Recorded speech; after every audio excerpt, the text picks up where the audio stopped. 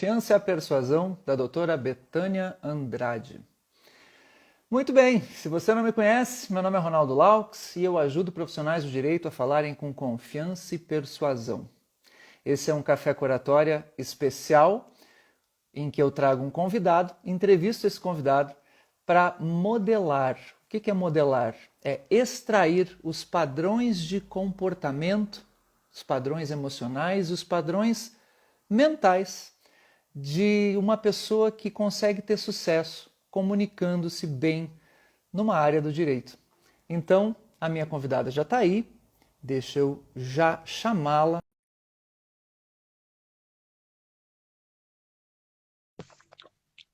Olá! Bom dia! Bom dia! Deixa eu aumentar um pouquinho o volume do microfone. Deu. Tá me ouvindo bem? Tá conseguindo me ouvir direitinho? Tô te ouvindo perfeitamente. Tudo certo. Betânia, prazer em te conhecer agora, finalmente. Igualmente, professor Ronaldo, prazer. Puxa vida, eu estou acompanhando o teu trabalho já há algum tempo nas redes sociais e aqui no Instagram especificamente. E o grande objetivo dessa live é trazer pessoas da área do direito que são fora da caixa. Ontem mesmo, na live que eu fiz com a doutora Valéria, que é da área de família, é um exemplo disso, e você da mesma forma. E porque o que é o fora da caixa? O fora da caixa é alguém que se comunica, que tem algo na sua trajetória, ou seja na área em que atua, ou no modo como divulga o seu trabalho, enfim, tem algum aspecto que eu chamo de fora da caixa, que é conseguir explorar da melhor maneira possível as habilidades de comunicação de um jeito que sai um pouco fora daquele padrão formal que nós temos no mundo jurídico, aquele padrão é, de uma linguagem formal e difícil, de difícil acesso à As população de um pessoas modo até geral. não entendem direito, né? Exatamente, sai fora do juridiquês e consegue eficácia por conta disso. Então, Uhum. você é um desses modelos, e o meu objetivo aqui é extrair como é que é na tua trajetória, na tua história de vida, extrair de ti como é que foi que você chegou aonde você chegou. Então, começando do Uhum. zero, Betânia, quem é você? Da onde você é? Tá. Primeiramente, eu gostaria de te agradecer por esse convite. Quando você me mandou mensagem, eu confesso que eu fiquei surpresa. Eu até perguntei para você, mas você me acha, né? Uma advogada fora da caixa? E você, não, com certeza. Então, eu fiquei muito surpresa. Gostei muito dessa mensagem que você me enviou e desse contato. Assim, foi bom eu poder ver como que as pessoas que consomem o meu conteúdo, digamos assim, estão recebendo, né? A mensagem que eu passo e a forma como eu passo. Você perguntou de onde eu sou. No início da frase eu vi que eu já falei uma coisa que eu falo muito, que é o ai. Então eu imagino que as pessoas que estão assistindo já devem imaginar, é mineira. Eu sou Mineiro. mineira. Na verdade, eu falo muito ai, pra gente sai assim automático, né? Na verdade, eu sou do interior de Minas, da zona da Mata Mineira, uma cidade bem pequenininha chamada Guaraciaba. São pouquíssimas pessoas que conhecem. Eu me formei em Viçosa, que é uma cidade um pouquinho maior, mas também em nível Brasil não é tão conhecida assim. Mas hoje eu moro em Belo Horizonte. Então, às vezes, para facilitar, eu já falo, olha, sou de Belo Horizonte. Mas eu gosto Sim. muito das minhas raízes, então sempre que eu tenho oportunidade de falar, eu falo exatamente de onde eu sou, né? Sou lá desse. A minha cidade, assim, a cidade, com a zona rural e zona urbana, tem 10 mil habitantes, 10.223 no censo de 2010. Então, assim, zona urbana tem 4, 5 mil habitantes. Aquela cidade que você chega lá e perguntar quem é Betânia, todo mundo conhece, porque é um nome um Sim. pouquinho diferente e a cidade é muito pequena. Então, assim, sou lá desse interiorzinho. Maravilha. O pessoal do interior é o melhor possível. Eu hoje moro numa cidade do interior também do Rio Grande do Sul, que é Carazinho, e sou de Porto Alegre. Eu vim da cidade da capital para o interior, porque realmente eu gosto muito daqui. Vim para cá porque eu fui professor, coordenador numa faculdade aqui e acabei ficando, de tanto que eu Uhum. gostei de viver Que aqui. legal. Você Bom, fez o caminho contrário, né? Você foi da é, capital para o interior, eu vim do interior para a capital. exatamente, completamente maluco, né? Mas tudo bem. Betânia. Bom, a Betânia, para quem não sabe, ela é especializada em direito à saúde e e tem um enfoque especial para pessoas com deficiência. Sim. Aliás, sobre isso, já de cara, eu já vou te fazer uma pergunta que tu sabe, que é uma pergunta que eu preciso fazer, porque eu ontem, escrevendo o post, chamando para a live, e aqui eu já quero entrar no assunto da tua especialidade, das coisas que você está fazendo, para depois tratarmos especificamente da tua trajetória em comunicação. Mas assim, e ontem, quando eu fiz o post para a live, gente, eu coloquei lá, pessoas portadoras de deficiência. E eu não fazia a menor ideia que a expressão portadora de deficiência não se usava mais. Aí a Betânia, e aqui eu estou dispensando o doutor e doutora, tá? Se tu não te Sim, importa. claro, claro. Né? Porque o doutor já é mais uma praxe formal e a gente não precisa dela aqui. Então, aí a Betânia me manda uma mensagem, um direct, assim, super querida, assim, olha, professor, né? Não é assim, não se usa mais essa expressão hoje em dia. E maravilhosa, assim, me deu um feedback maravilhoso. Eu disse, pô, essa é a primeira pergunta que eu quero te fazer, então. Né? E aí eu corrigi, claro, para a pessoa com deficiência. Por que que há essa mudança? Qual é a diferença? E já me conta um pouco mais sobre a tua trajetória nessa área. Tá. Eu confesso que na hora que eu vi, eu fiquei até assim, ai meu Deus, eu falo ou não falo? Só que eu falo tanto sobre isso no meu Instagram, que não, eu tenho que falar, pedir para modificar lá a postagem, né? O que acontece? Com a Convenção Internacional sobre Direitos das Pessoas com Deficiência, foi em 2005, já deixou de utilizar esse termo portador de necessidades especiais. E aí teve a Lei Brasileira de Inclusão, que é de 2015, conhecida como LBI, Estatuto da Pessoa com Deficiência, que reforçou esse termo pessoa com deficiência. Só que assim, como você fez a sua postagem, é muito comum a gente ver o termo, ver e ouvir o termo portador de necessidades especiais, portador de deficiência, até mesmo em jornais, né, que é o veículo de comunicação que as pessoas têm hoje, é a mídia, seja pela televisão, pelas redes sociais, a gente vê muito isso, então muitas pessoas não sabem do termo correto. E por que que não se utiliza mais o termo portador de necessidades especiais ou portador de deficiência? As pessoas entendem que portar algo é quando você porta uma carteira, você porta um cinto, você porta uma bolsa.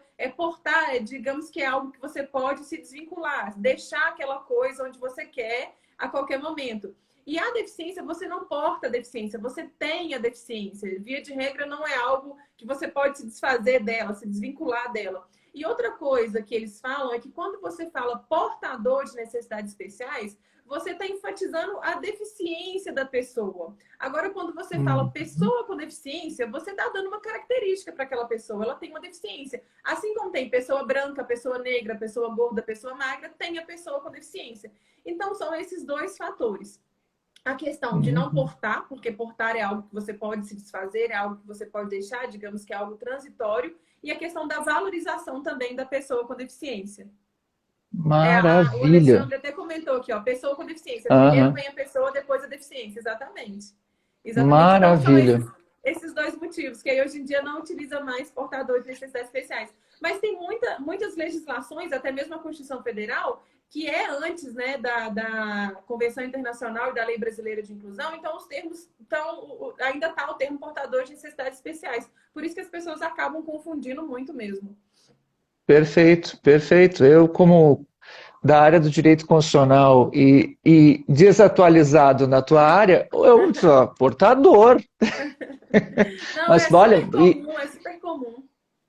E muito legal a explicação e a fundamentação, porque e como o Alexandre, né, colocou aqui, enfatiza a pessoa. Né? Ou seja, se o princípio número 1 da Constituição é a dignidade da pessoa humana, né, faz todo sentido, muito legal, muito coerente. E assim, professor, fazendo só Diga, um diga. acréscimo, por que eu acho muito importante a gente falar sobre isso? Primeiramente, para ter essa valorização das pessoas com deficiência e para que nós, profissionais do direito, por exemplo, uma pessoa que é especializada em direito à saúde, se diz especializada em direito das pessoas com deficiência, vai atender uma pessoa com deficiência e essa pessoa com deficiência conhece o termo correto, e aí conversando com ela, você vai assim, então, como você é um portador de necessidades especiais, a pessoa já vai assim, opa, essa advogada não sabe nem o termo correto, será que ela vai saber do meu direito? Então, eu sempre Muito falo bom. isso, sabe? o posicionamento do advogado com o cliente vai ser muito importante nas redes sociais também. Ah, tá fazendo uma live que abrange um número maior de pessoas. E aí Uhum. você fala o termo incorreto, né? Você é um especialista em direito à saúde e fala o termo incorreto. Eu acho que isso influencia diretamente na credibilidade, na autoridade ali do profissional, né? Perfeito, perfeito, muito bom.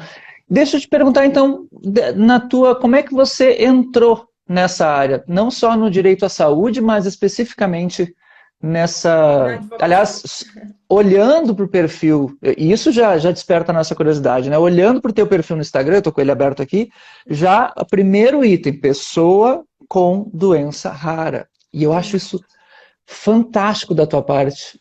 Porque aqui antes mesmo de tu responder, eu já vejo a tua história dentro do teu interesse, né? O teu coração já na frente da tua escolha. Então, tá, fala, deixa eu parar de falar para tu dizer, contar, que eu tô muito Imagina. curioso. Imagina.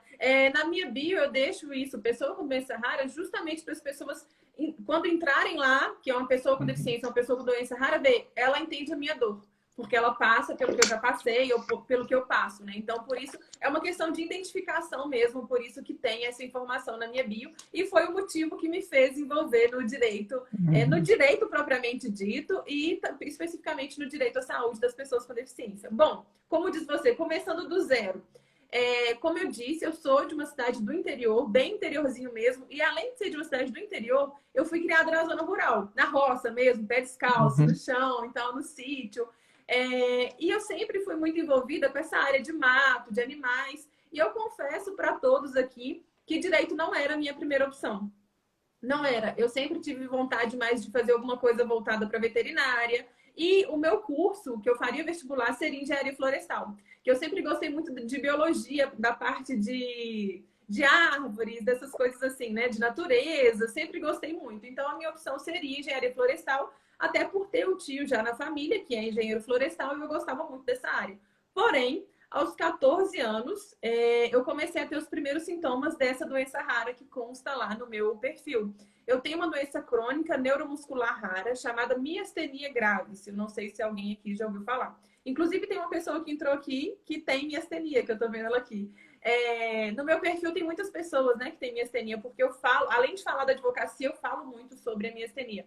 Então, com 14 anos começaram os primeiros sintomas e demorou um ano para descobrir. Eu tive o diagnóstico, eu já tinha 15 anos. Comecei a fazer o tratamento. Aí eu estava no terceiro ano lá do ensino médio, na minha época. Hoje eu nem sei como é que é esses negócios, né? Que já mudou um pouco, mas aí, ó, Uhum. ela comentou aí, ela Taína. Eu ia fazer vestibular e até então a minha opção era engenharia florestal.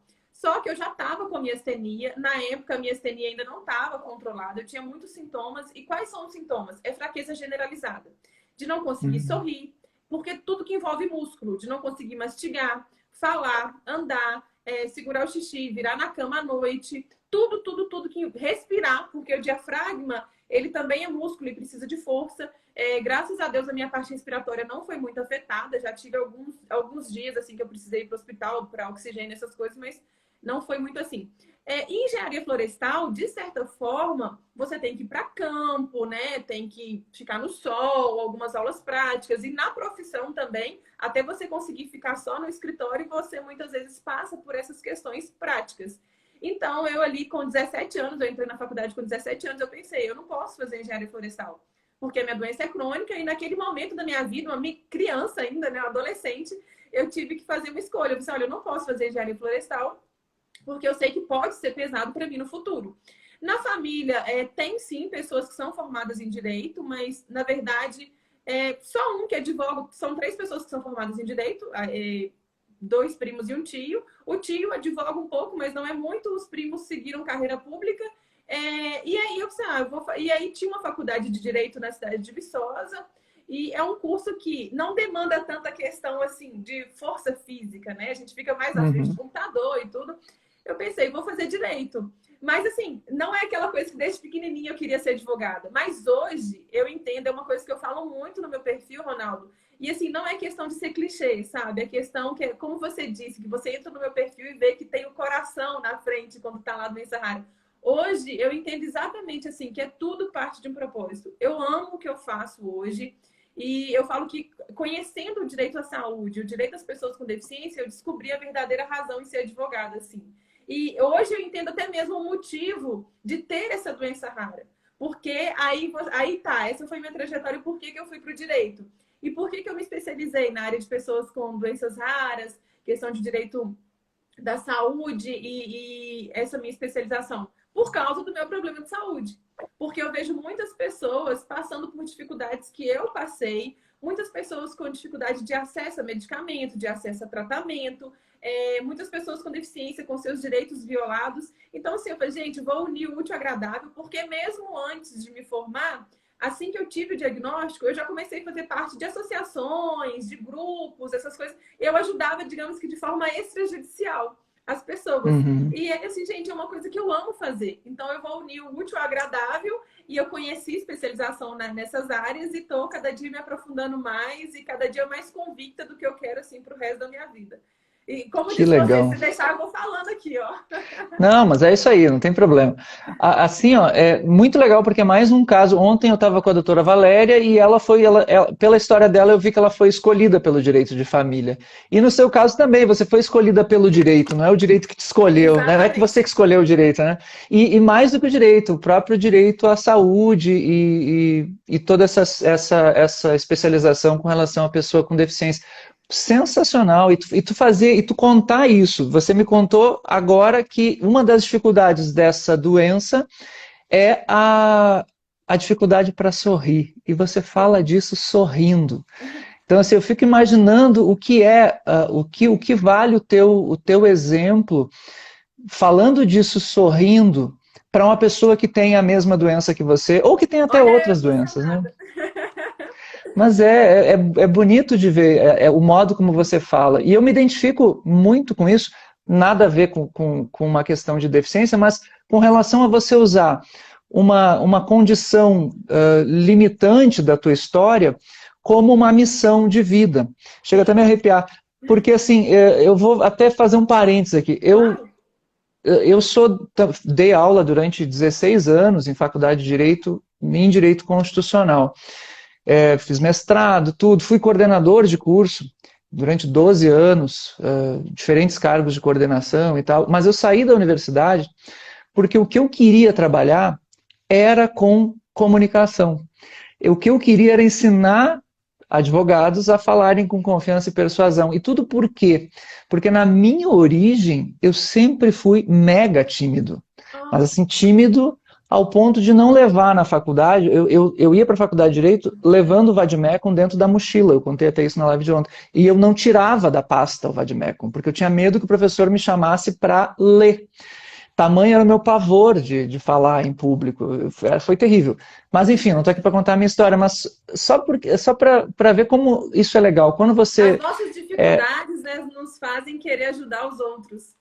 é muito legal, né? E quando você faz isso e faz isso com o coração, a tua vida ganha significado. Sem Então, dúvida. Eu acho que tudo faz mais muito. sentido, né?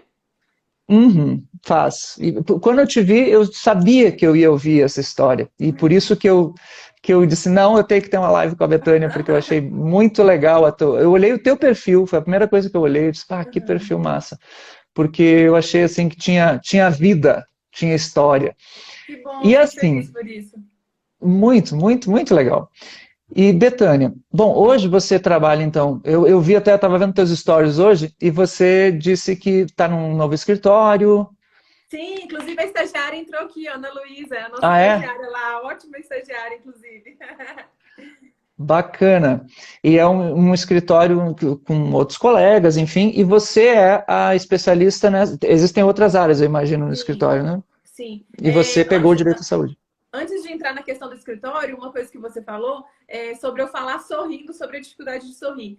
Essa dificuldade de sorrir é um dos sintomas, assim, que até hoje, quando eu tô mais cansada ou que eu esqueço, porque eu tomo medicamento o dia todo, de 4 em 4 horas, vários medicamentos. Se eu esquecer de tomar um medicamento, é um sintoma que ainda manifesta muito, sabe? E eu lembro que no casamento do meu irmão e na minha faculdade, a minha preocupação era, será que eu vou conseguir sorrir para as fotos? Porque na época Olha eu ainda só. tinha muitos sintomas. Então, assim, são coisas que a gente faz de uma forma tão voluntária, né? E você falando sobre comunicação, teve uma vez que eu estava no ensino médio ainda, mas eu já tinha a patologia, e eu tinha que apresentar um trabalho. Só que a língua também é músculo e dá dificuldade de falar. E logo eu, que sou tão tagarela, né? Caramba. E eu não estava conseguindo falar, mas na época eu lembro que eu ainda não tinha o diagnóstico, eu acho, mas eu já estava com sintomas. E para explicar para os professores, eles não compreendiam muito. Aí eu contei uma mentirinha para a professora, eu falei assim, professora, eu tô com uma afta que está machucando muito a minha boca, eu não consigo apresentar o trabalho hoje.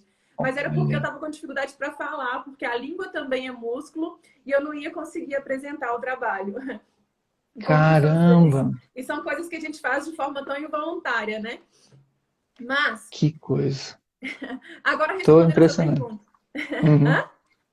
Não, eu fiquei impressionado, fiquei imaginando, tu tinha quantos anos nessa época? 14, 15 anos. 14 para 15 anos. Eu não tenho Imagino. problema em contar a minha idade, não. Vou fazer 30 em junho, então assim, vou fazer 16 anos, tenho 15 anos e meio, mais ou menos, de miastenia. Sim, Metade da minha vida, né? Como dizem. é verdade. Bom, sobre o escritório que você perguntou, o que acontece? Eu trabalho como autônoma, eu tenho 7 anos que eu formei. Desses 7 anos, 2 anos eu trabalhei em escritório de massa, você está ali se encontrando ainda na advocacia, na verdade 1 ano, né? Eu trabalhei em escritório de massa, ainda me encontrando na advocacia, vim do interior para Belo Horizonte, tipo assim, com a cara e com a coragem. Joguei currículo, tipo, no Facebook, em grupos que tinham, assim, consegui um emprego, vim. Aí depois eu trabalhei 5 anos na comissão de prerrogativas da OAB aqui de Minas. Foi assim muito engrandecedor para mim. Lá a gente acompanhava coisas muito boas e eu trabalhava na parte jurídica mesmo, dentro da OAB, defendendo os colegas advogados, quando tinham violação de prerrogativas, aviltamento de honorários. Então, assim, foi uma experiência muito, muito boa. Mas durante esse tempo que eu estava na OAB, inclusive foi por meio da OAB que eu conheci o direito à saúde.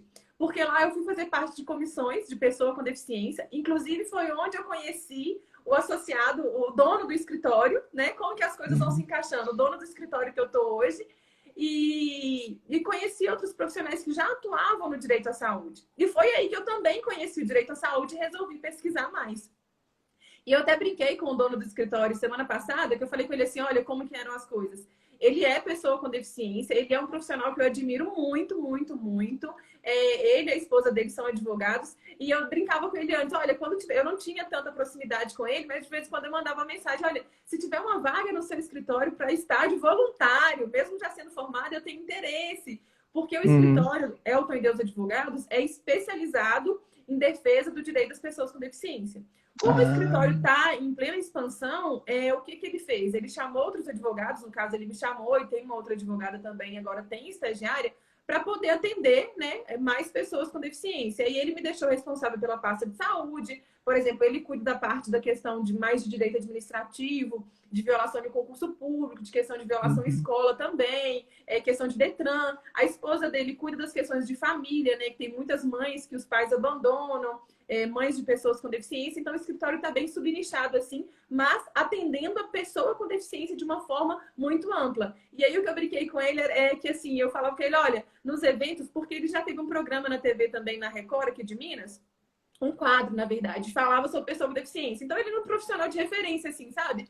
E aí, Uhum. sempre que tinha um evento, eu ficava lá doida querendo tirar uma foto com ele, aquelas coisas assim, sabe? E hoje eu tenho a honra de ser associada lá no escritório. Então eu falei com ele que eu Que fico legal. muito feliz e como que as coisas acontecem, assim, quando a gente corre atrás, né, Ronaldo? Mas eu atuo de forma autônoma também, eu tenho os meus casos particulares e e sou associada no escritório em alguns casos lá, entendeu?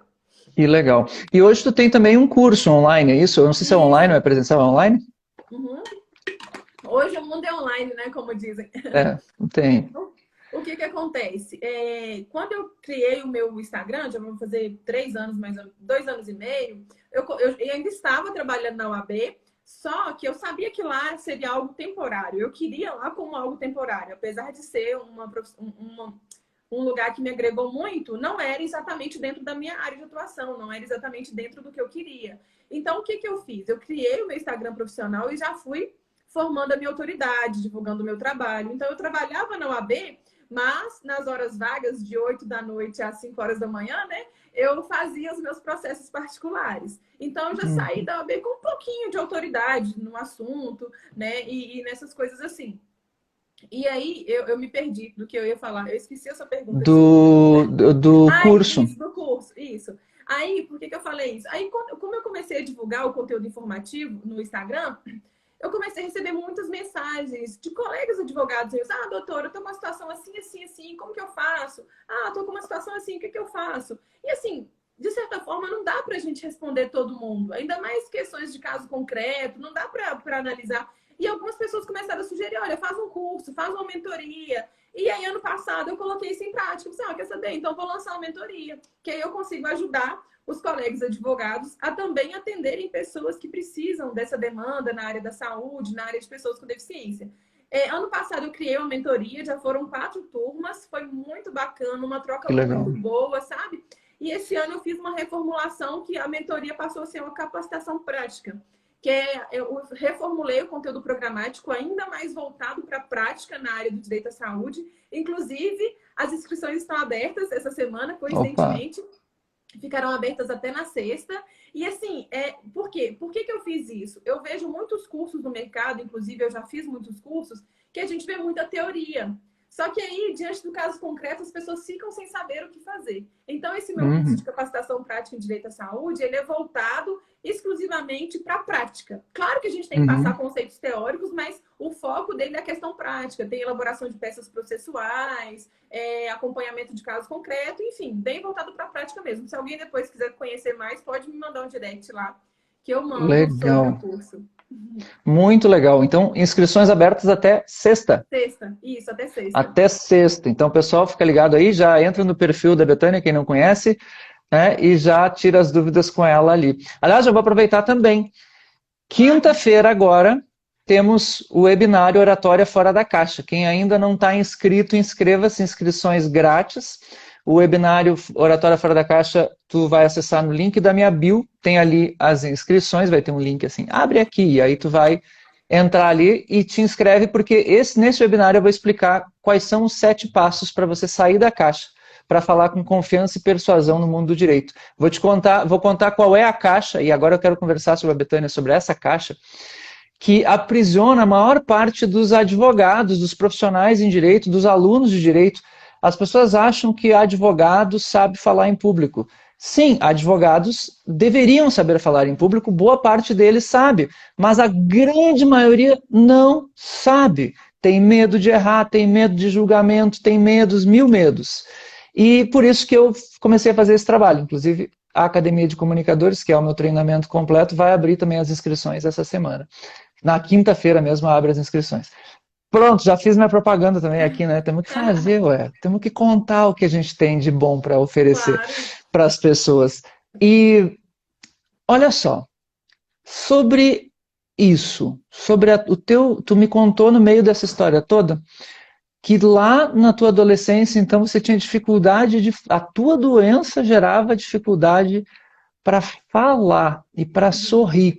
Puxa vida, uma das primeiras coisas que eu ensino lá na Academia de Comunicadores, tem vários ciclos, um dos ciclos é o ciclo do carisma. E o ciclo do carisma é a primeira conexão que você vai ter com a plateia ou com as pessoas, e eu falo de comunicação de um modo geral, tanto com o cliente, um a um, quanto com uma câmera, com uma plateia, não importa, numa audiência, numa apresentação oral. Mas a primeira conexão que você tem é o sorriso, né? Nem mesmo que seja um sorriso leve, não precisa ser um grande sorriso, mas um leve sorriso. E você sorri com muita facilidade, assim, quando você fala. Eu fico imaginando, você com 14 para 15, você ainda não tinha nem feito o diagnóstico. Não, Depois que você fez o diagnóstico, você demorou ainda um tempo, eu imagino, muito. até tratar e tal. Como foi como era nessa época para você, tanto na comunicação nas suas relações pessoais, quanto quando você entrou na faculdade? Você deve ter entrado na faculdade bem jovem, 17 anos. Eu era caçula da 17 minha anos. sala. Nossa. Então, assim, como foi falar, como foi para ti ter que fazer atividades Uhum, falando? uhum. Bom, no início era muito difícil, principalmente na parte do sorriso. Eu tinha vergonha de sorrir, porque a gente fala que fica um sorriso quadrado, a gente não consegue sorrir. Enfim, não dá pra sorrir, porque tudo é músculo. Aí sempre que eu ia sorrir, eu colocava a mão na frente da boca. Olha, Porque aí para tirar foto, eu odiava tirar foto, tanto é que eu quase não tenho foto daquela época. Mas assim, o sorriso, sempre que eu ia sorrir, que eu tava conversando com alguém, eu sorria e colocava a mão na frente da boca, assim. Que eu tava com vontade de sorrir, mas não Olha só. conseguia, ficava constrangida, eu colocava a mão assim. Sobre a dificuldade de falar, foi nesse período de 1 ano aí antes do diagnóstico, foi mais intenso. Depois que teve o diagnóstico, esse sintoma foi um pouco controlado, apesar dos outros ainda permanecerem. Durante a faculdade, é engraçado que no primeiro período, uma das coisas que eu tento me controlar é porque eu falo muito rápido. E isso é uma coisa que eu preciso controlar um pouco. E no primeiro período da faculdade, quando as pessoas ainda estão se conhecendo, não sabem muito bem o nome uma das outras, o meu apelido, digamos assim, a minha referência era assim, a menina que fala rápido. Olha só. Porque eu falava muito rápido. Mas no decorrer da faculdade, eu era aquela que sempre apresentava o trabalho, que sempre ia lá na frente falar. Eu, felizmente, nunca tive muita dificuldade de falar em público, não, sabe? Tanto é que hoje eu dou palestras presenciais, né? Quando não é época de pandemia, dou aulas, e agora online, né? No mundo online. Mas eu não tive muita dificuldade de falar em público, não. Felizmente. A não ser com uma Uhum. exceção que a gente vai comentar mais para baixo aí, que foi um dia que eu fiquei bem nervosa e dei uma travada. Ah, é? É. Bom, já fiquei muito curioso, quero chegar logo nesse dia. Mas então, antes disso, na faculdade, para você foi tranquilo, então, a faculdade de Foi. Direito, vocabulário Sempre para no ti no início. grupo, sempre no grupo, né? Nos grupos de faculdade, tem aquelas pessoas que são mais tímidas, mais retraídas, e as Uhum, outras que já são mais falantes. Eu era do grupo das falantes e tinha as outras meninas que eram as mais retraídas. Então eu ficava com a parte de apresentação, assim. uhum. Pois é, aí é que tá. Então você sempre foi uma pessoa, podemos considerar extrovertida, Sim, sim. apesar de ter esse problema para tirar foto. Sim, sim. Não, e Que, apesar disso, tipo assim, isso era o mínimo, Ronaldo, porque assim, eu caía várias vezes, porque eu ia subir em algum lugar e não conseguia. É claro, não vou sim, mentir, claro que quando eu caía, eu precisava de alguém para me ajudar a levantar, e algumas vezes eu chorava, assim, mas assim, sim, chorava, passava e pronto, e continuava, vida que segue, sabe? Uma das primeiras que coisas que eu coisa. falava quando eu caía, alguém me ajudava a levantar, eu falava assim, não conta pra minha mãe, não. Porque a minha mãe sofria muito, sabe? Eu não sei se você Sim. tem filho, mas eu não tenho ainda. Mas a minha mãe sempre fala: quando você tiver filho, você vai ver o tanto que a gente sofre. Então, para evitar o sofrimento dela, eu sempre pedi: olha, não conta pra minha mãe, não. Olha só que coisa. Tá, e aí você fez direito, na faculdade de direito, como é que foi então? Foi tranquilo? Época de TCC e tal, para ti Então, foi. aí que vem o dia que foi, assim, um pouco Ah, traumatizante cheguei. na minha vida. É o TCC. Nem Cheguei foi no dia. audiência, não, por incrível que pareça. O meu TCC foi sobre pessoas com deficiência. Eu falei sobre acessibilidade arquitetônica na cidade de Viçosa. Aqui era a cidade onde eu fiz a faculdade. Ronaldo, direito constitucional, inclusive, era uma das minhas matérias preferidas, tá? Eu amo Hum, direito constitucional. Todo mundo odiava, mas eu gostava. é. Todo mundo odeia, né? Eu não É, sei por que tanta gente odeia. Para ter uma ideia, eu dei aula para uma aluna muito maravilhosamente especial que se chama Letícia, que é a minha esposa. que Eu legal. costumo dizer para os alunos que eu pego a aluna. Eu sou professor que pega aluna, mas na verdade eu pego uma aluna, foi uma só que eu peguei e casei, tá? Então relaxa. Mas a Letícia foi a minha esposa e eu pergunto para ela qual é a matéria que tu mais gosta na faculdade. Ela tá uma lista de várias. Qual é a que tu menos gosta? A minha. Ah, a tua aula era boa, mas eu detesto a tua matéria. Putz, eu não consegui convencer a minha esposa de que a matéria é Pois boa. é. Caramba, é difícil o pessoal gostar.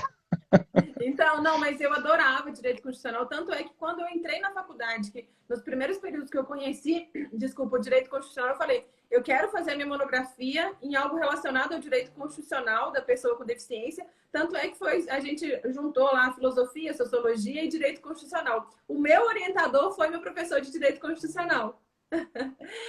Que Mas legal. aí, como eu ia falar sobre acessibilidade arquitetônica na cidade de Viçosa, o que eu fiz, né? Eu mandei uma carta, eu fiz uma carta convite para os vereadores da cidade, saí convidando Deus e o mundo para minha Olha, dissertação de monografia.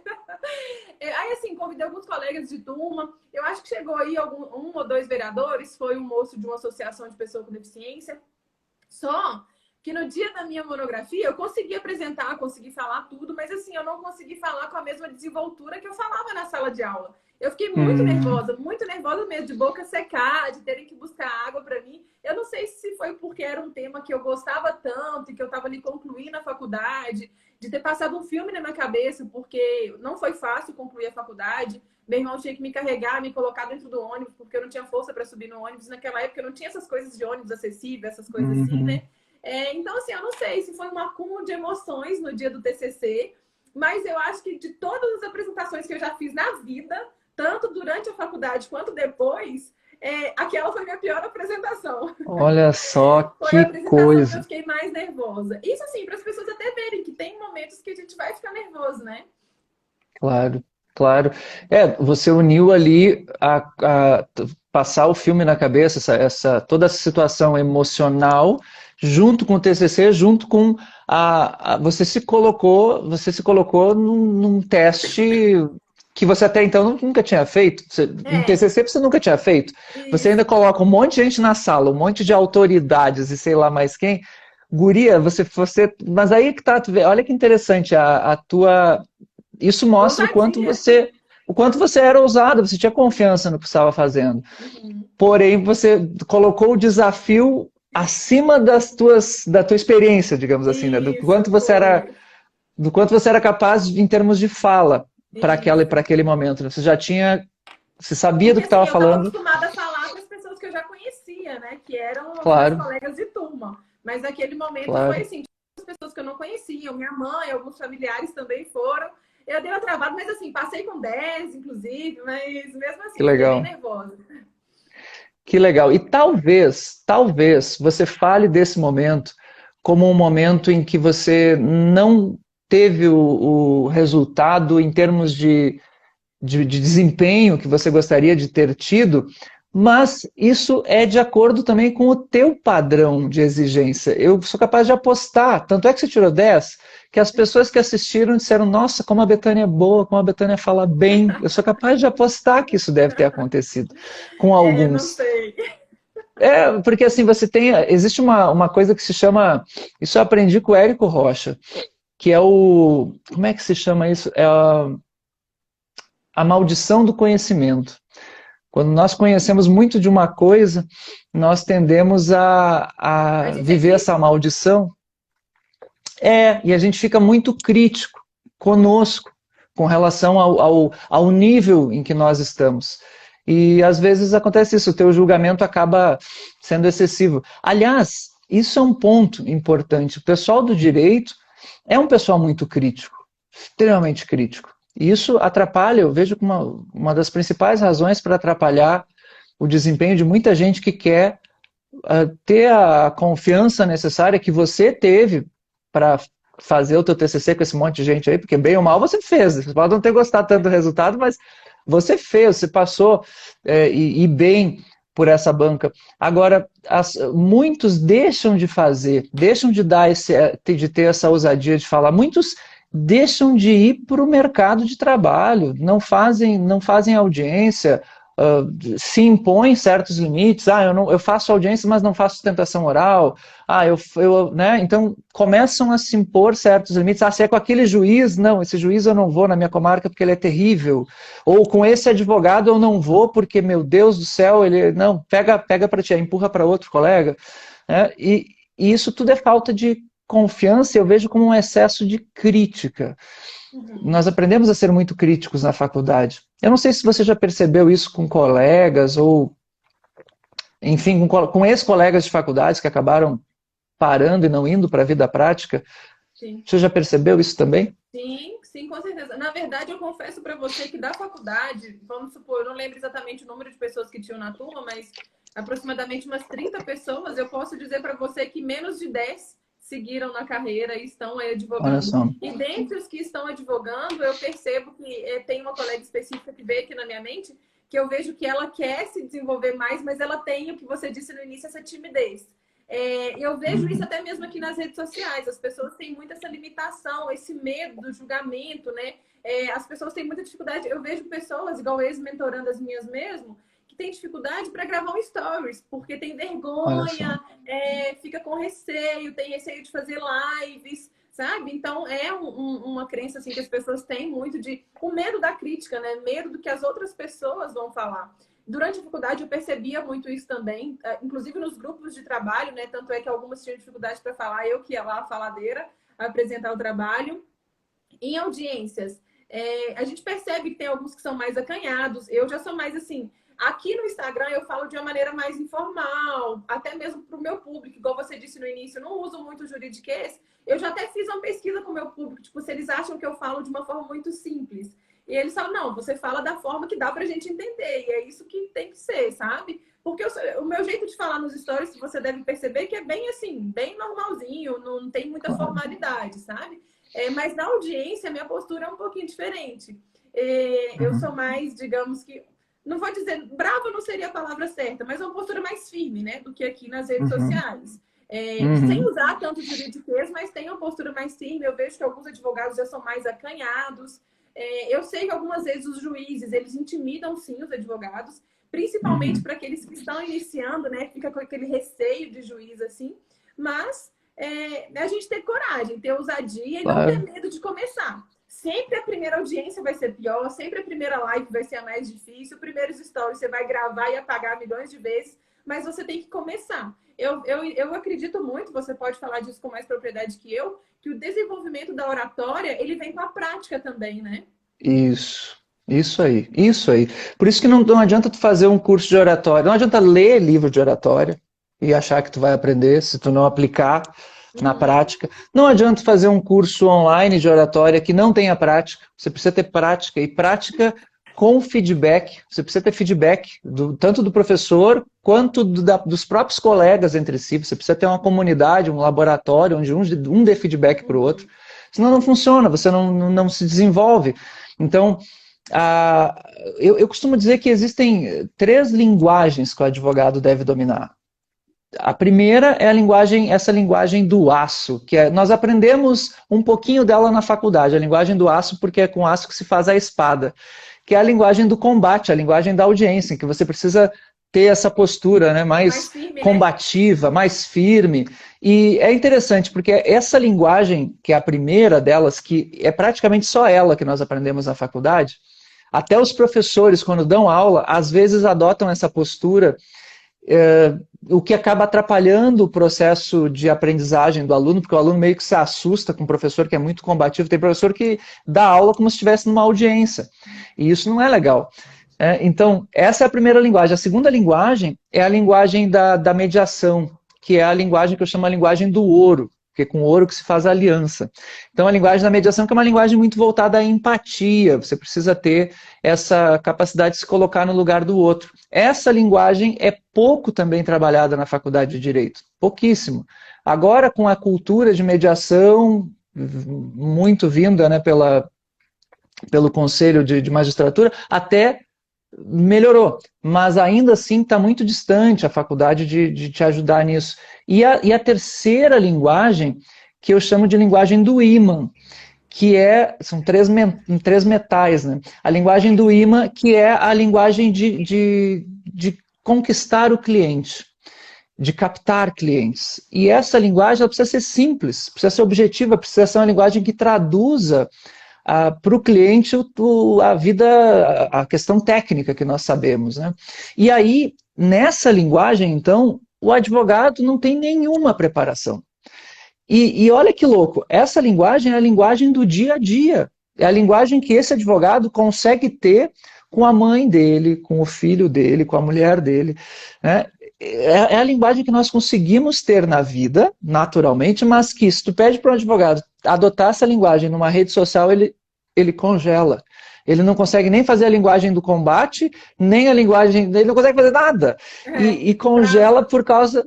Né, trava por causa do excesso de crítica. Na verdade, existem... Lá no webinar eu vou explicar isso, que é o porquê da caixa. Não é à toa que eu inventei o negócio da caixa, porque para mim explica bem, são 6 lados uma caixa, né? E cada um dos lados é uma limitação. Você tem ali o excesso de crítica, o excesso de formalismo, você tem várias coisas, né, que englobam a caixa. Não vou dar spoiler aqui, quinta-feira, se você está nos vendo aqui agora, quinta-feira, aguarde, tá? Se inscreva-se no link da bio. E lá eu vou explicar tudo isso, mas a questão é, esse excesso de crítica, que é um dos pontos, faz com que o advogado, ele está tão ligado nessa questão do combate, da postura para combater combater tecnicamente na audiência, que ele acaba desenvolvendo esse excesso de crítica contra ele próprio. Tal qual uma arma que você aponta para outra pessoa, você aponta para você mesmo. E aí tu sofre com o medo de errar, com um excesso de perfeccionismo, dizer, não estou bem, não está legal, e aí grava de novo e faz de novo, quer fazer um story, grava várias vezes e nunca fica bom. E quando faz, acaba fazendo uma coisa completamente artificial. Começa a explicar sobre alguma coisa do seu mundo, do mundo do direito do seu cliente, do seu nicho de cliente, de possíveis clientes, e acaba dando uma explicação assim que até o colega que é de outra área do direito, que é formado em direito, olha e tem dificuldade de entender, tamanha é a complexidade dos termos, né? Então, como é que para ti foi essa ida para o mundo online? Foi algo natural? Como Mais foi? ou menos, mais ou menos. Eu sempre tive muita facilidade, não, mas eu não tinha muita dificuldade de falar em público, igual eu comentei com você. Mas eu confesso que no mundo online, como que eu me inseri nesse mundo online? Eu vi que as coisas estavam crescendo, que o Instagram virou uma plataforma de trabalho mesmo, né? E eu morei com uma amiga minha há 2 anos e ela já era, assim, super envolvida no mundo digital. Ela é maquiadora, mexe com esses negócios de moda, então ela já era um pouco blogueirinha, digamos assim, né? Tá ali mostrando o trabalho dela.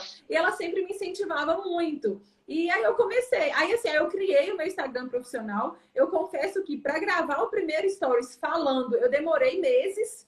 E mesmo assim era muito engraçado, Ronaldo, porque eu só gravava, por exemplo, quando eu estava na rua, perto de onde eu trabalhava, da UAB, tinha uma pracinha. Aí o meu primeiro stories, eu lembro, foi lá nessa pracinha, sozinha, longe de todo mundo. Quando ela estava em casa, eu não gravava stories, porque eu tinha vergonha de gravar stories com ela ouvindo. Sim. Se eu gravava stories e ela ia ver meu Instagram e começava a ver os meus stories perto de mim, eu falava, para de ver, eu fico com vergonha de outra pessoa ficar assistindo os stories perto de mim. Antes eu tinha dificuldade de gravar stories, até mesmo quando a minha mãe estava perto, por exemplo, ela estava aqui na minha casa, eu moro sozinha, às vezes minha mãe estava aqui, ou eu estava lá na casa dos meus pais, e minha mãe estava perto, e mãe, vai para outro quarto lá, deixa eu gravar meus stories, sabe? Então, assim, no início foi difícil, sim. Hoje, difícil, assim, nesse sentido de ter essa certa timidez, né? Confesso que no início já gravei, já apaguei. Hoje, para mim, é algo super natural. Hoje eu tô no Uber, eu gravo, moço, vou gravar stories aqui. Vou lá, gravo stories dentro do Uber, com minha mãe perto. Pode assistir meus stories, que eu não tenho vergonha. Mas, como eu disse, eu acho que é tudo uma questão prática, né? Com o tempo, você vai se soltando mais. Eu tenho pessoas que foram minhas mentorandas que nunca tinham feito lives. E eu convidei para fazer live comigo. Elas fizeram lives, assim, teve uma desenvoltura impecável, sabe? Que ninguém falava que era a primeira live. Então, as pessoas têm que parar com essa autocrítica e partir para ação, né? Porque a partir do momento, você vai passar pelos momentos de ansiedade, tudo no início mais traz esse sentimento de ansiedade, mas depois vai fluir de uma forma super natural.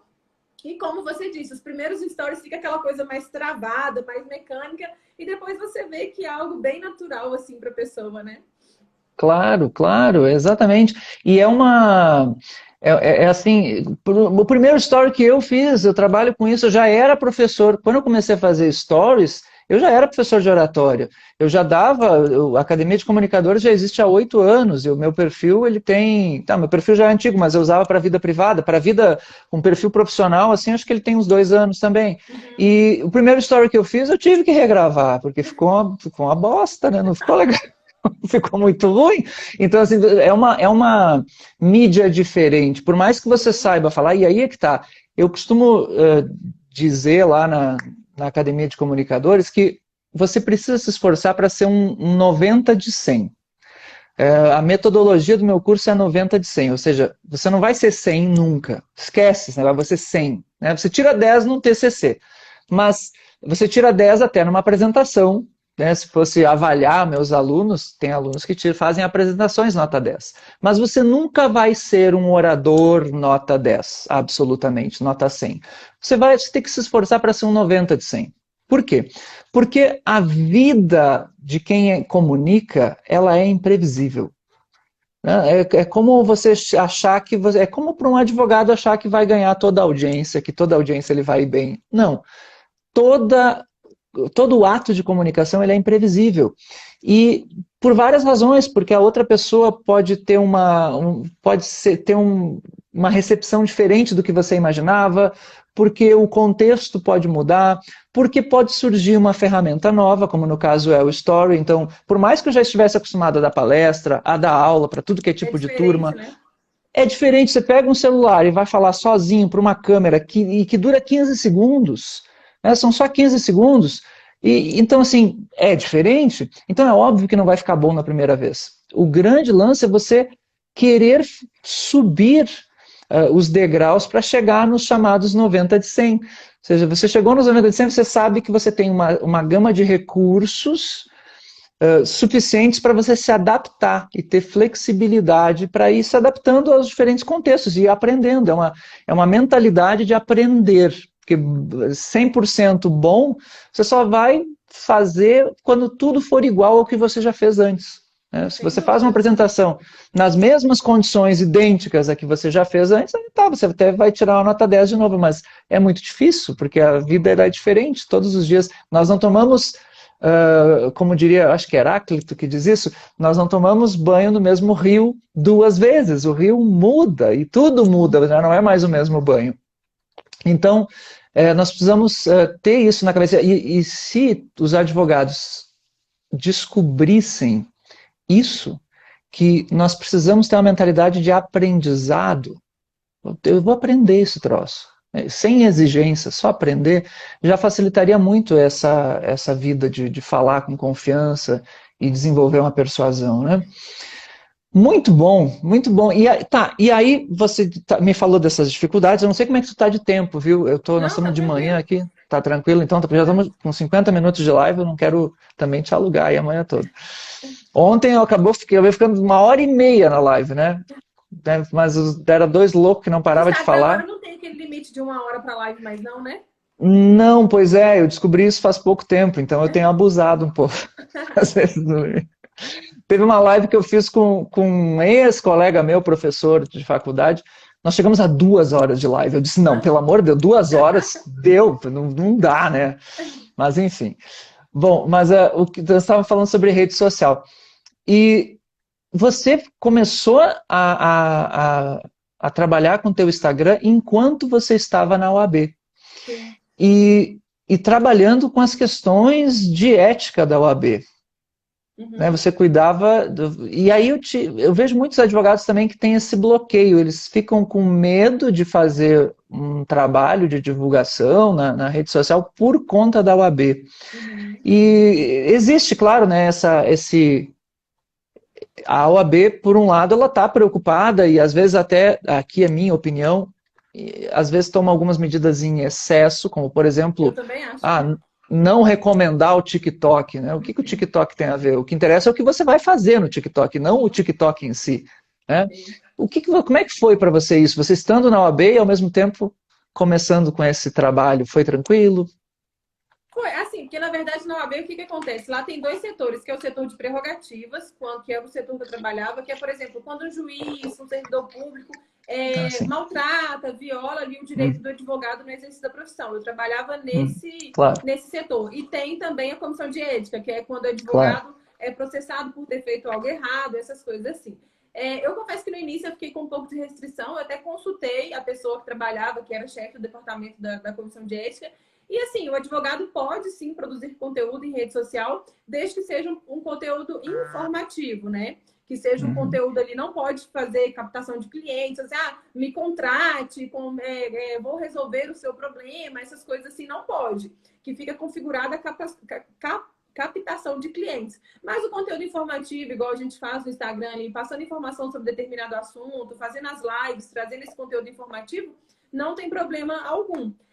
Aqui em Minas, a gente teve problema com uma advogada, porque ficou configurado que ela estava instigando litígio. Eu confesso que eu achei que estava um pouco agressivo o Instagram dela. Atua com direito médico, e no Instagram dela as postagens eram muito direcionadas assim, meio que ela atuava contra o médico, então ela meio que colocava os pacientes contra o médico, numa postura meio Uhum. de prevenção, mas é uma prevenção mais agressiva, no sentido, você pode sim gravar sua consulta, o seu médico nem sempre é bonzinho, coisas desse tipo assim, que era uma coisa Sim. que estava instigando um pouco o litígio, né? Então a gente tem que tomar cuidado com essas coisas, para procurar não instigar o litígio, passar um conteúdo informativo mesmo, e não fazer essa propaganda explícita, assim, de eu garanto o trabalho, me contrate, tudo. Mas o que acontece, né, Ronaldo? A partir do momento que a gente está ali produzindo conteúdo, criando autoridade, as pessoas te procuram, te mandam direct, coisas assim. Então, a partir do momento que a pessoa te procurou, aí você pode falar sobre o seu trabalho, né? Se ela te procurou para consultoria, alguma coisa desse tipo. Mas você não pode deixar isso claro no feed, no stories. Inclusive, uma coisa que eles não recomendam também, que fala que não pode, é postar decisões, tipo assim, quando sai uma liminar. Eu confesso para você que eu faço nos stories quando sai. Como você mesmo disse, eu acho que tem muita coisa da OAB que é exagerada, para falar a verdade, sabe? Eu acho que tem coisa que não tem Uhum. nada a ver. Sempre quando sai uma liminar, eu posto assim a foto da liminar no stories, porque aquele negócio some rápido. No feed, eu não recomendo que as pessoas coloquem, porque no feed Uhum. vai ficar lá por mais tempo, a pessoa vai dar print. E o problema, Ronaldo, é que são os próprios colegas que denunciam, né? Parece que você Uhum. começa a incomodar, o seu crescimento começa a incomodar e os próprios É. colegas te denunciam. Então, assim, é ter cautela, sabe? Não fazer nada exagerado e focar nesse conteúdo informativo, assim, para você também não ter problema e não ter dor de cabeça com a AB. Uhum. Claro, perfeito, perfeito.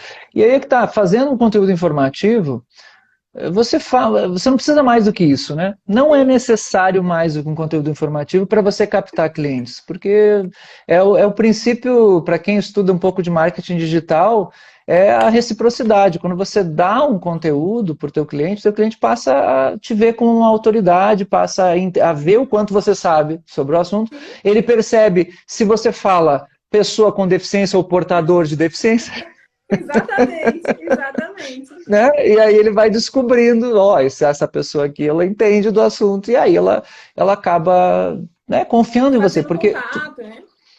tudo é uma questão de confiança. Sim, Confiança. Se você. E aí eu falo, eu ajudo pessoas a desenvolverem confiança para falar.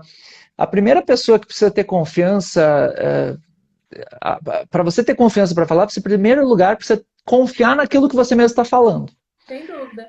Se você confia no que você está falando, se você estudou aquilo que você está ali falando, e você confia que aquilo realmente é uma entrega de algo útil para alguém, você não sabe para quem ainda, você não conhece a pessoa que está te vendo, mas você sabe que vai ser útil para alguém, você confia naquilo, fale. Porque essa confiança vai ser transmitida para outra pessoa e a outra pessoa vai acabar acreditando em você.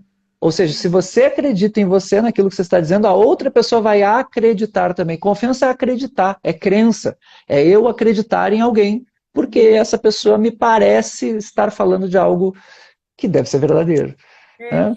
e uma coisa que eu acho muito interessante é que, assim, eu acho que os vídeos no Instagram são muito importantes. Eu preciso até fazer mais, porque gravar vídeo demanda mais tempo do que fazer uma postagem no feed, né? A postagem você vai ali, Uhum. escreve, faz a arte. No meu Instagram eu faço tudo, inclusive as artes. Agora um vídeo, você tem que editar e tudo. Só que eu vejo que o vídeo é muito bom, porque é o que você disse. Quando você fala, é diferente a recepção das outras pessoas. Porque no seu tom de voz, no seu jeito de falar, na sua entonação, você vai passar ou não essa confiança, essa autoridade, né? Eu acredito muito que o vídeo é muito bom, porque ele passa uma imagem diferente de um texto escrito. O texto escrito a gente não passa a emoção, a firmeza e essas coisas, né? Por isso que, assim, com certeza um Uhum. curso de oratório igual esse que você dá, e sem dúvida, é muito importante para essas pessoas que têm essa dificuldade de comunicação, para poder desenvolver isso. Que a comunicação, gente, ela é imprescindível para sua autoridade, né? Perfeito, perfeito. É bem isso, né? Você está mostrando quem você é, de verdade. Você não tem como esconder, não tem Sim, camadas, né? Por mais que as pessoas coloquem filtros de Instagram, sim. no final das contas é você que está ali. Deixa eu só dar um feedback de algumas pessoas aqui que estão comentando e elogiando. Muito top a live, disse Joãozinho Luiz, querido. Esse A aqui é Laísa um, o, também comentou lá em cima. Laísa Sanches, ótima live. Legal, bacana. Várias pessoas aqui. Aliás, se você tem alguma dúvida aqui para a doutora Betânia, mande. Se você não sabe ainda, a doutora Betânia está com as inscrições abertas da mentoria dela de Direito à Saúde. Isso. Como é que funciona essa mentoria aí? É a aula ao vivo, é a aula gravada? Como é que funciona? Na verdade, agora é capacitação prática, né? Capacitação prática em direito à Uhum. saúde. As aulas são ao vivo, são 5 encontros. comigo. Aí cada encontro, a gente vai falar, por exemplo, ações em face do SUS. No outro, a gente fala sobre ações em face dos planos de saúde, das operadoras de plano de saúde. Em outro encontro, a gente fala sobre os principais direitos das pessoas com deficiência, pessoas com doenças raras. O primeiro encontro, a gente fala mais sobre questões gerenciais, né? Forma de prospectar clientes, gerenciamento de escritório. Então, é tudo muito voltado para a prática. Nos módulos que a gente fala sobre o SUS e sobre os planos de saúde, a gente vai ter caso prático para a pessoa desenvolver uma petição. A gente vai ter um processo simulado, onde as pessoas vão ter que fazer a petição inicial, depois entrar com a apelação, enfim, eu vou fazer como se fosse um andamento processual mesmo, sabe? Para a pessoa poder acompanhar. Além disso, vão ter aulas gravadas onde eu falo sobre marketing jurídico, sobre a história do SUS. Como eu disse, no meu Instagram sou eu que faço tudo, essa parte de Canva. Então, eu vou gravar com algumas dicas práticas também sobre como produzir esse conteúdo aí no Canva. E, além disso, nós teremos 3 professoras convidadas, inclusive uma delas entrou aqui, que é a doutora Milena Bassani. Elas também são especialistas em direito à saúde, direito médico, cada uma vai estar falando sobre um tema. E, por hora, os encontros são ao vivo, com exceção dessas aulas do SUS, falando sobre o histórico do SUS, na verdade, e sobre marketing e Canva, que ficarão gravadas. Que legal! Então você ainda dá essas aulas sobre isso, sobre como divulgar o trabalho. Isso. Que massa, que legal, que bacana, muito legal essa mentoria aí. Gente, povo que quer atuar na área da saúde aí, direito à saúde, tá aí a Betânia com o curso dela, aproveitem que as inscrições estão abertas. Ó, maravilhosa Betânia, Milena, aí ó, o pessoal tá dele comentar, o pessoal que tem perguntas, mande aí. Betânia, para a gente se encaminhar para o final aqui, que se a gente deixar, a gente vai ficar conversando até sei lá que horas. Uma hora temos que terminar, né? Não tem jeito. Eu queria saber o seguinte, se você fosse falar com a Betânia lá do início, que estava lá no início da faculdade de Direito, que conselho que você daria a essa Betânia que está lá iniciando? O que ela deveria ter feito de diferente ou melhor que hoje, a Betânia que está aí dando mentoria para as pessoas e que, né, já tem toda essa caminhada, o que ela diria? Bom, se fosse lá na minha época de estudante, porque ontem até fiz uma live falando sobre isso, que a faculdade não ensina, né? Para as pessoas que estão lá na época de estudante ou iniciando na advocacia, procure desde já saber qual a área você pretende atuar, para que a partir daí você já comece a criar autoridade naquele assunto. Eu confesso para você que eu fui me especializar no direito à saúde, de forma assim, fazer pós-graduações, essas coisas, 5 anos após formada. Então, o que eu diria para a Betânia de antes da época de estudante olha, você sabe que você tem uma predisposição para a área voltada para direito das pessoas com deficiência, já comece a criar a sua autoridade desde agora. Tudo bem que na época da minha faculdade ainda não tinha tanto questão de Instagram, mas já tinha Facebook, tinha Jus Brasil, tinha YouTube, tinha outros meios de já criar autoridade. Então, o que eu diria comece a criar a sua autoridade desde hoje. E mesmo para vocês que estão aqui assistindo, né, que já são formados há mais tempo, mas que ainda não faz essa produção de conteúdo, seja aqui no Instagram ou em outras plataformas, comece agora a criar a sua autoridade. Porque senão você vai chegar lá na frente e vai olhar, nossa, eu perdi tanto tempo que eu já podia estar ali criando a minha autoridade, me tornando referência na área, né, para me destacar no mercado. Então, essa seria o que eu falaria para mim lá atrás. Que legal, já desde estudante. Olha que legal, imagina se você começa a construir isso, você que está ainda fazendo direito, se você começa já, né, e é uma forma de estudo. Porque quando você ensina, você está aprendendo. Ensinar é aprender 2 vezes. Gente, diga.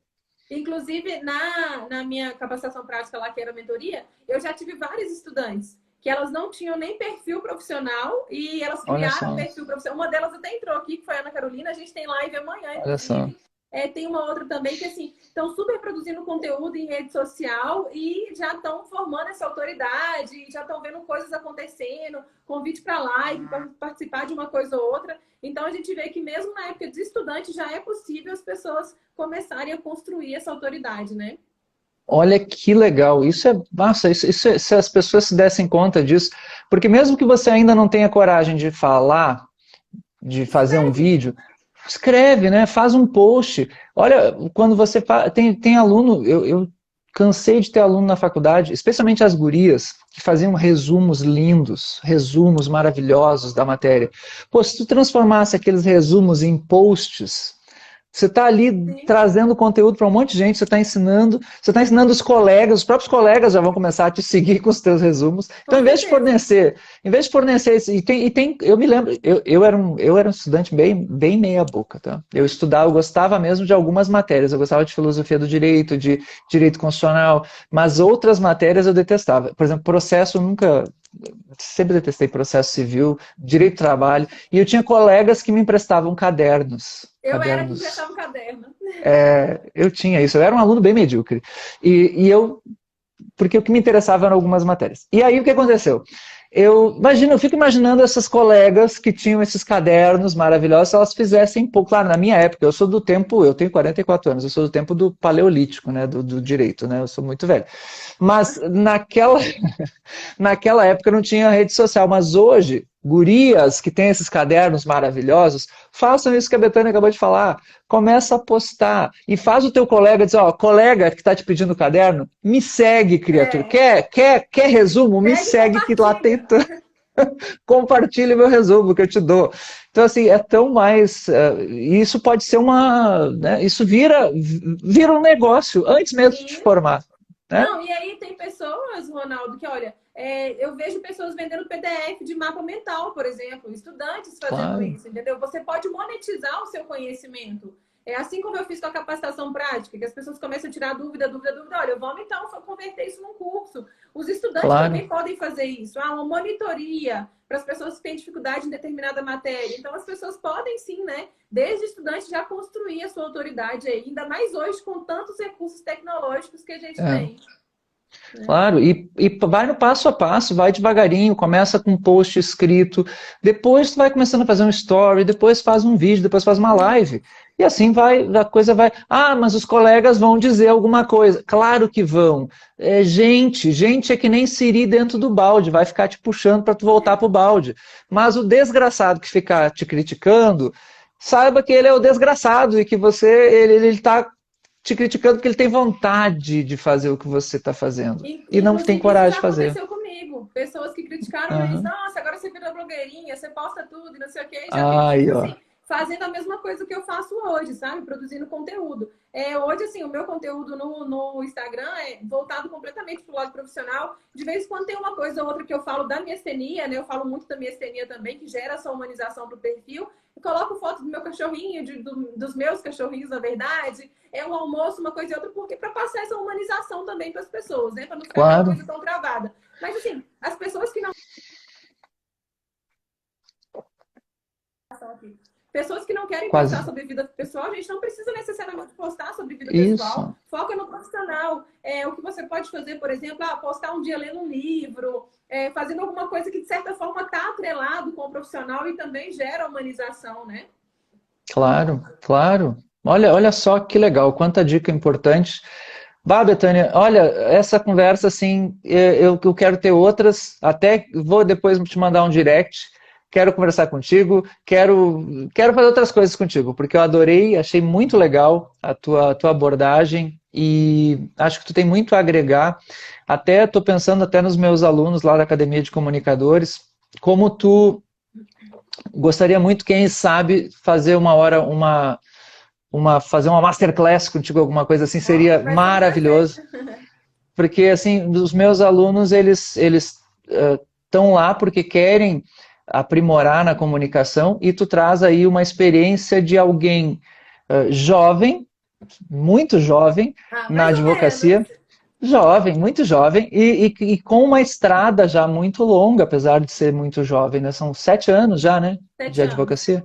Isso. 7 anos de advocacia e já um bom tempo já no mundo digital, e tu tem uma experiência para trazer para as pessoas que querem para o mundo digital de uma maneira íntegra, de uma maneira que fique legal, que não seja só aquela coisa de postar a dancinha também, porque nada Sim. contra, tudo bem você postar uma dancinha no Reels, mas tem gente que só faz isso, né? Não tem um conteúdo assim mais profundo, é só a dancinha. Legal, dancinha, não, como eu disse, não tem nada contra. Esses dias eu fiz uma live com a Júlia Mussi, que, por exemplo, ela trabalha com direito para artista, direito autoral. E o público dela é de artista, então ela faz muito Reels. Para ela é perfeito, e ela pega e toca uma música e faz a dancinha e, nossa, vincula direto com o público dela. E ela diz, olha, essa música aqui tem tal relação com tal coisa e tal direito autoral, e é muito legal. Agora, tem gente que só faz isso e acaba deixando de lado a parte mais informativa. Então, Sim. eu acredito em entretenimento, mas tem que ser infotenimento, né? Tem que ter uma Sim, informação com entretenimento. Aí informativo. isso é aí que fica bacana. E eu vejo você fazer isso muito bem. Você consegue ter uma abordagem muito bem feita e seria muito legal. Quem sabe aí com os meus alunos tu fazer uma aula, uma masterclass seria muito Ó, massa, podemos tá? combinar, sim. Vamos combinar alguma coisa aí. Tá Betânia, joia. muito obrigado. Adorei te conhecer. Imagina, professor, igualmente, eu que agradeço aí pelo convite, adorei contar um pouquinho aqui da minha trajetória. Vai ser um prazer ter projetos futuros aí, estou à disposição, pode me chamar lá no direct. Muito obrigada por todas as palavras, por tudo que você disse aqui em relação ao meu trabalho. E mais uma vez, obrigado pelo convite. Foi uma honra estar aqui com vocês. Obrigada a todo mundo que participou aí com a gente. Obrigado, gente. Vocês estão aí. Vocês teve vários comentários aqui e falaram sobre a gente fazer algo no Clubhouse. Eu não faço nada no Clubhouse ainda porque eu sou um desgraçado que tem o Android. Né? Eu não saio do Android já faz anos. Eu tenho aquele Galaxy Note, eu não consigo largar. Eu tive uma vez um iPhone, nunca mais. Eu não curto muito o iPhone. E aí esse desgraçado desse Clubhouse não tem pro Android. Então, Mas daqui a um querido, tempo deve lançar. eu ainda sou pobre, tá? Não tenho iPhone. O perfil da Betânia agrega muito, a Dênia que colocou, e enfim, tem várias pessoas passaram por aqui. Aqui tem comentários maiores. O que mais me atrai no perfil da doutora Betânia é a humildade dela em falar sobre qualquer assunto. Amanda, obrigado, live maravilhosa. Teve uma pessoa também que perguntou, que falou, cheguei no final, a live vai ficar gravada, viu? Vou deixar aqui no IGTV. Então depois eu coloco ali, você vai ver quem perdeu, chegou no fim, saiba que vai poder ver a gravação. E mais uma vez, vou deixar 2 convites aqui importantíssimos. O primeiro convite eu vou deixar agora, mais uma vez, webinário Oratória Fora da Caixa. Se você é advogado, se você é estudante de direito, se você é um concurseiro e quer aprender a falar com confiança e persuasão, inscreva-se gratuitamente no webinário Oratória Fora da Caixa, quinta-feira, agora, ou seja, amanhã. Hoje é quarta, meu Deus, é amanhã. É amanhã, às 20 horas, tá? O webinário em que eu vou te explicar a caixa em que você está preso, a caixa que te aprisiona, e vou te dar os 7 passos para você sair da caixa. E no mesmo dia eu vou abrir inscrições para a Academia de Comunicadores, que é o meu treinamento de 48 horas, em que você vai aprender tudo aquilo que precisa para inclusive dar os 7 passos lá dentro, num laboratório especial só para isso, em que você vai receber feedback, enfim, tem tudo mais. E inclusive amanhã vai ter um presente para quem ficar no webinário até o final, vai ter 2 presentes muito massa, especiais para quem estiver interessado nessa jornada mais profunda no mundo da oratória. Ok? E o segundo convite é o convite para a mentoria da Betânia, que as inscrições estão abertas até sexta-feira, até meia-noite, até Isso, as 23h59, depois fecha. exatamente. E lá você vai aprender com a Betânia tudo sobre direito à saúde, e inclusive com esses bônus, a gente pode chamar de bônus? Eu não sei, com esse plus, né, de entender mais sobre como captar clientes na rede social, com aulas sobre Canva, inclusive. Olha só, até o Canva ela te ajuda. Olha que massa, muito massa. Parabéns, Betânia, por Muito essa obrigada, gama professor. de trabalho. Foi um prazer e até a próxima. Até mais. Tchau, tchau. Muito obrigada. Tchau, tchau.